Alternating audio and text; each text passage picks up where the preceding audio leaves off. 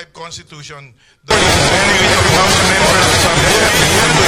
Philippine President, which was filed in 1941 against President Duterte. This was followed by an impeachment complaint against President Diosdado Macapagal in 1964.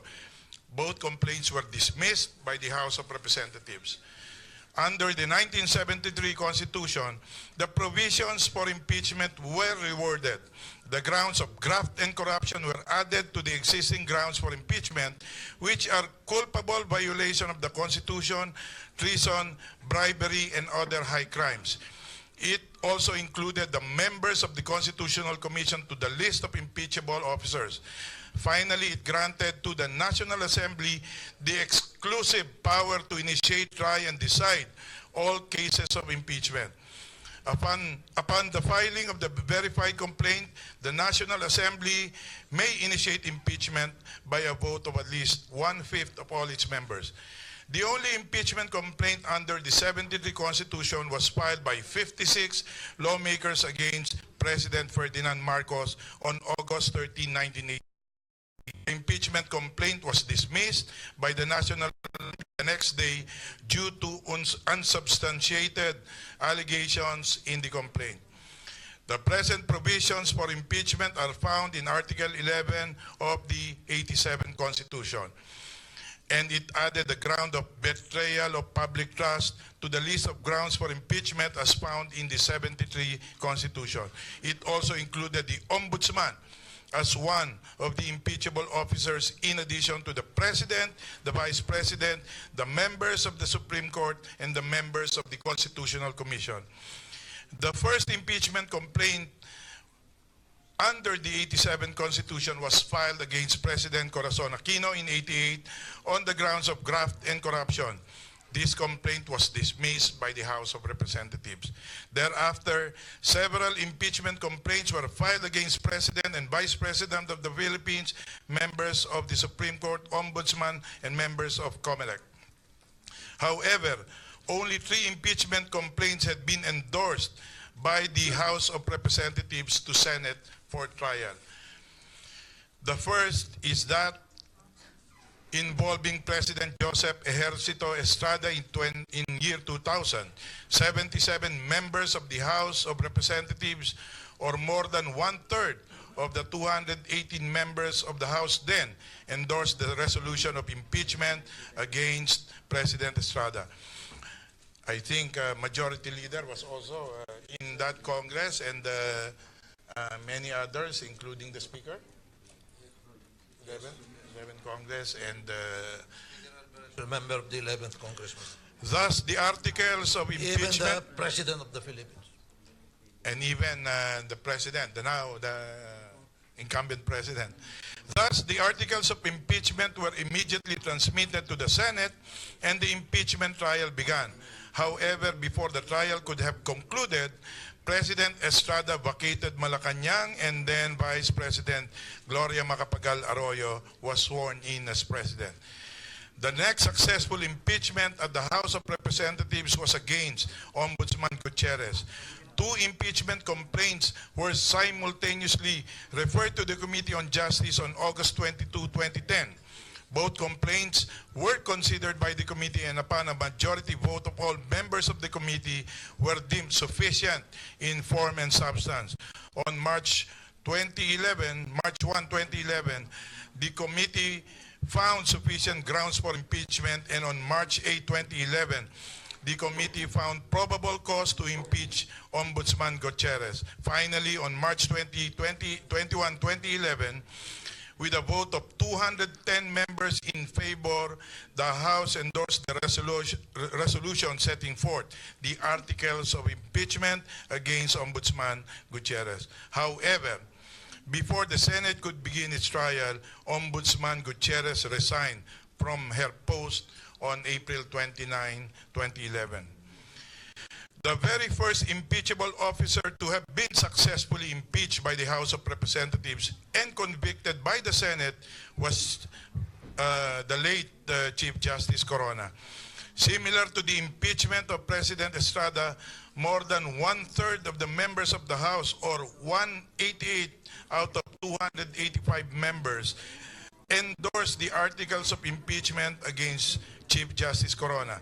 Trial in the Senate ensued, and on May 29, 2012, 20 senators voted for a guilty verdict against 3 voted not guilty, voting not guilty. Thus, Chief Justice Corona was convicted of the charge against him for betrayal of public trust and culpable violation of the Constitution.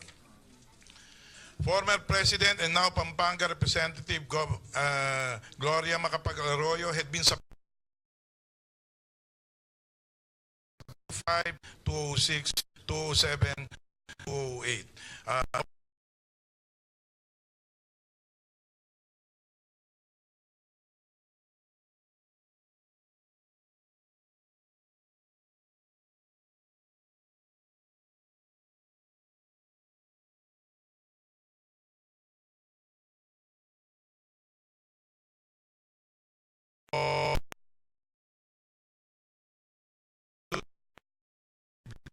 The 3 complaints were to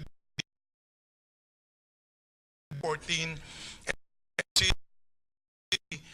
separately. Upon due consideration, the members of the Committee on Justice declared all complaints sufficient in form but insufficient in substance. The committee then submitted its report to the plenary together with a resolution recommending the dismissal of the 3 impeachment complaints.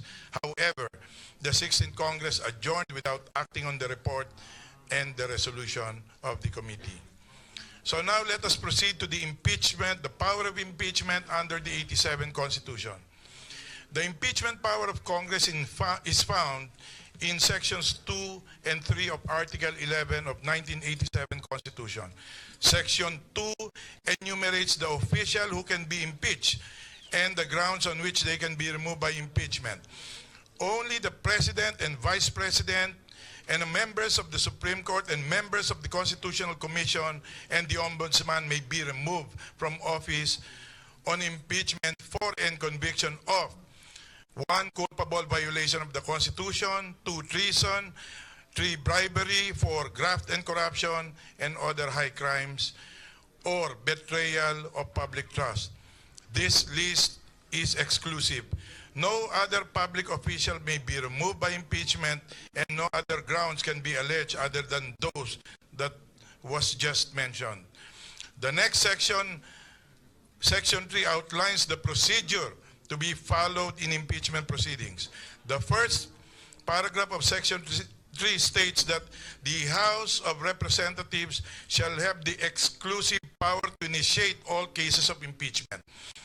Please take note of the phrase exclusive power to initiate all cases of impeachment. This means that no other person, court, or tribunal can initiate the impeachment of a public official. The second paragraph of Section 3 describes the 3 modes of impeachment. This mode is by a verified complaint filed by any member of the House of Representatives, which is the mode chosen by Representative Alejano when he filed this complaint last March 16 and supplemented it last March 30, 2017. The second mode of impeachment is via a verified complaint by any citizen upon a resolution of endorsement by any member of the House of Representatives, which was done during the 2005 to 2008 impeachments, complaints of former President Gloria Macapagal-Arroyo, the 2010 impeachment of Ombudsman Gutierrez, and the 2014 impeachment of President Aquino. Finally, the third mode of impeachment is a verified complaint or resolution of impeachment filed by at least 1/3 of all the members of the House of Representatives, which was the mode used in the impeachment of former President Estrada and of former Chief Justice Corona in 2012. Section 3, on the other hand, also describes the procedure for initiation of impeachment complaints. Under the first two modes of impeachment, the impeachment proceedings are deemed initiated upon the filing of the verified complaint and its subsequent referral to the Committee on Justice. This is the ruling of the Supreme Court in Francisco versus House of Representatives, which is the prevailing jurisprudence on the matter. As in this case, the verified impeachment complaint filed by Congressman Alejano was filed before the SecGen on March 16, 2017, followed by a supplemental complaint also on March 30, and they were both referred to May 9, 2017, and thus, as I mentioned earlier, the same is already hereby initiated. Applicability of rules of procedure in impeachment proceedings. I'd like to tackle this so that this will guide all our members. With the impeachment proceeding having been initiated, the applicable rules that would govern our proceedings are the rules of procedure in impeachment proceedings of the House of Representatives. These rules were adopted by the House on August 23, 2016, and were published on August 26, 2016 in the Manila Bulletin and the Philippine Star. Under Section 4 of the rules, upon due referral, the Committee on Justice shall determine whether the complaint is sufficient in form and substance.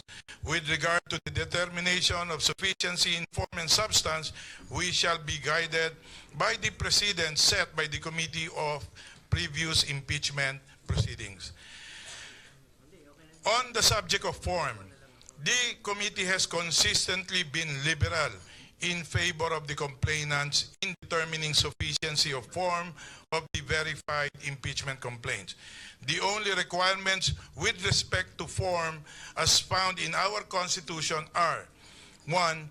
In case of complaints filed by any member of the House, the complaint must be verified. 2. In case the verified complaints filed by any citizen, the verified complaint must be endorsed through a resolution, which is not the case in this particular proceeding. In all cases, the verified complaint must not fall under the one-year bar rule. In other words, the verified complaint must not have been filed within 1 year from the last impeachment proceedings initiated before the committee.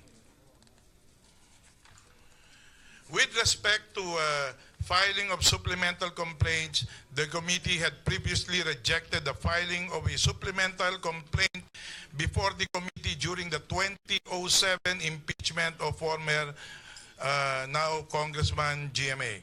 However, take note that in that case, the complaint directly filed the supplemental complaint and addendum to the complaint directly with the committee and not before the Secretary General as required under the rules. In this case, the supplemental complaint was filed before the SecGen, and therefore we have, as I said, ruled that this also is covered by these impeachment proceedings. In similar fashion, multiple impeachment complaints had been simultaneously referred to the committee before. In 2010, 2 impeachment complaints against Ombudsman Gutierrez were filed on different dates, but both complaints were simultaneously referred to the committee. Ruling on the propriety of such referral, the Committee on Justice ruled that although there were 2 different complaints filed, there was only 1 single impeachment proceeding initiated then by both complaints, when both complaints were simultaneously referred to the Committee on Justice.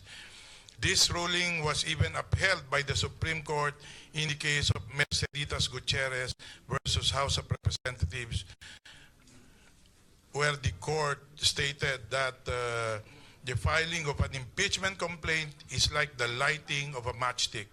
Lighting the matchstick alone, however, cannot light up the candle unless the lighted matchstick reaches or torches the candle's wick, and so on and so forth. Similarly, in 2014, 3 impeachment complaints against President Aquino were simultaneously referred to the committee. The committee then took cognizance of the said complaints and a single impeachment proceeding was initiated. Again, we shall be guided by these rulings when we determine sufficiency in form of the verified complaint and supplemental complaint, which were simultaneously referred to the committee on May 9, 2017. After the determination of sufficiency of form and assuming that the committee finds an impeachment complaint sufficient in form, the next step under the rules on impeachment is the determination of sufficiency in substance. Section 4 of the Rules of Procedure in Impeachment Proceedings state that the requirement of substance is met if there is a recital of facts constituting the offense charge and determinative of the jurisdiction of the committee. Following established precedents, the Committee on Justice has consistently followed the standard of individual appreciation by each member of the committee in determining whether a verified impeachment complaint is sufficient in substance. After proper manifestations and debates among the members of the committee shall vote on the sufficiency in substance of the verified impeachment complaints. This is where the political nature of impeachment proceedings come in play. The individual vote of each member represents the vote of his or her constituents on whether or not the impeachment proceeding should proceed to the next step, which shall now require the respondent to file an answer under oath and to submit affidavits, evidence, and other memoranda before the committee. The question of whether or not there is a need to subject the respondent to further steps in the impeachment proceeding is subject, and I repeat, subject to the individual appreciation of each and every member of the committee on the sufficiency in substance of the verified complaint, and we shall vote upon this, and all votes shall count. Once the committee determines the verified complaint sufficient both in form and substance, the next step is the determination of sufficiency of the grounds alleged in the complaint. This would require, under Section 6 and 7 of the Rules on Impeachment, the submission by the respondent of an answer under oath, affidavits and counter-affidavits, evidence and other memoranda before the committee.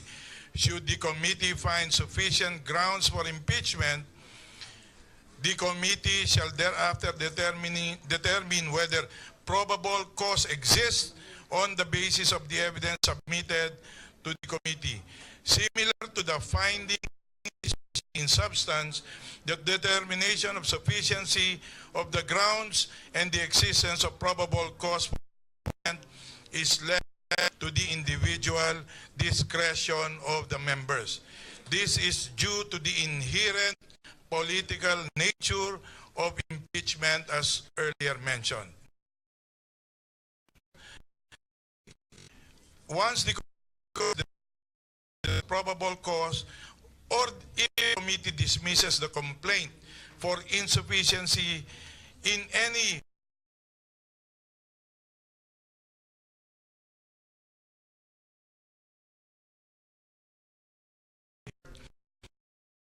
impeachment or its resolution dismissing the complaint. This is the end of the impeachment proceeding before the committee, and the House in session shall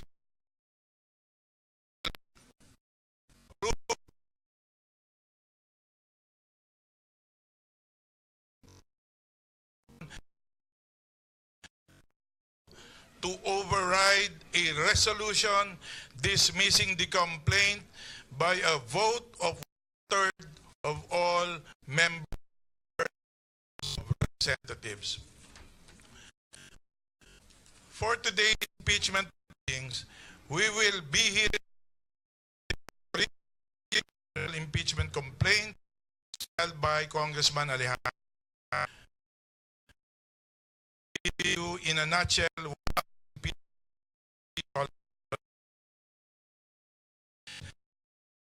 Duterte should be impeached because culpable violation of the Constitution, bribery, betrayal of public trust, and other high crimes. Complainant President betrayed public trust, committed bribery, and culpably violated the Constitution and committed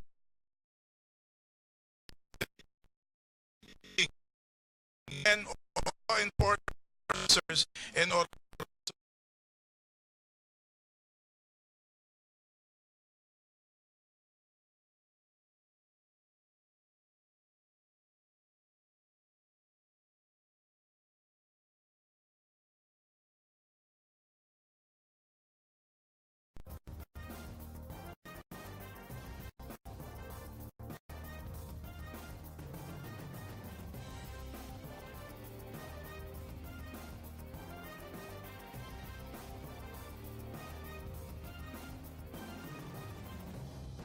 Action!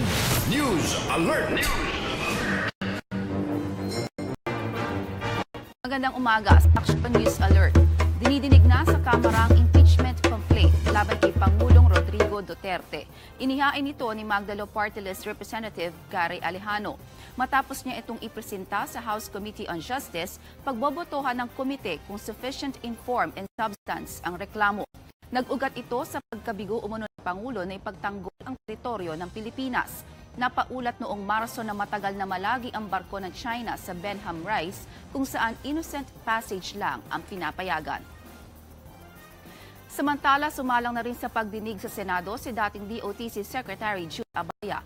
Kaugnay ito na balitang hindi pa magamit ang halos 50 bagong bago ng MRT dahil walang signaling system. Ito kasi ang nagsisiguro na sapat na distansya sa mga tren at nagkokontrol sa bilis nito. Binili ang mga bago noong Administrasyong Aquino sa halagang 3.8 billion pesos. Para sa ibang mga aksyong balita, pumunta sa News 5 Facebook page at tumutok sa aksyon sa tanghali. Ako si Naomi Dayrit, magandang umaga. Action! News Alert!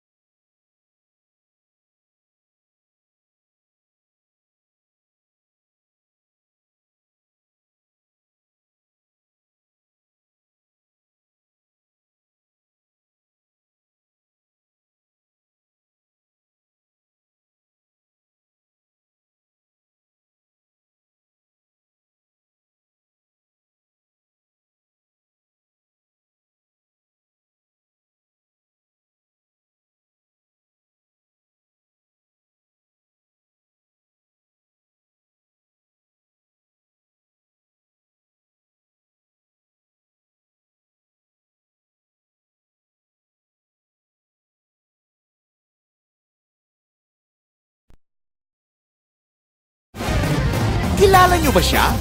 Ang clue natin kanina, nga. Kilala niyo rin ba siya? Ang clue natin kanina, na-text kay Pangulo. O di kaya siya? Pinakamagandang Pinay. O siya? Sino ang nasa litratong ayan? Talasan na ang mga mata at sumali sa hula hoo. Malay nyo, magka-cellphone load pa kayo. Ito na po. Yan, 100 pesos cellphone load. Halo po kayo. Tuwing Martes at Huwebes, dito lang sa Aksyon sa Tanghali. Dito na tayo sa mambubulabog sa inyong tanghalian ng Showbiz Bulaga. Mga chikang bubulaga. Ano to, mama? Ano to? Alam mo ba, si Ellen Adarna at si President Duterte ako, break na daw! Sila ba?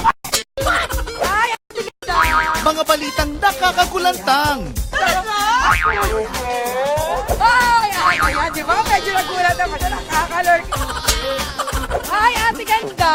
Ay, bebe! Kasama ang kontesa ng chika na laging busog sa intriga.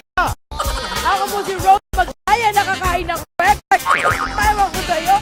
At yan ang mga bumubulagang chika dito sa Showbiz World. Ako po si Rose Magdaya para sa Showbiz Bulaga.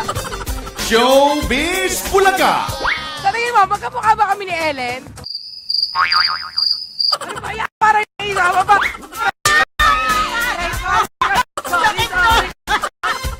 Lunes hanggang Biyernes, dito lang sa Aksyon sa Tanghali. Magandang tanghali, Luzon, Visayas at Mindanao. Mga jeep na dumaraan sa EDSA. Alam niyo ba ang mga latest na balita? Naka, hindi ko naman alam yan eh. Yung napupusuan natin sa Miss Universe ngayon. Philippines. Philippines. Spell natin yung word na. Immigration. Magaling ba kayo sa spelling? Spell na lang natin, mami, yung word na bureau. Bureau. S-C-A-L-L-O-E-W.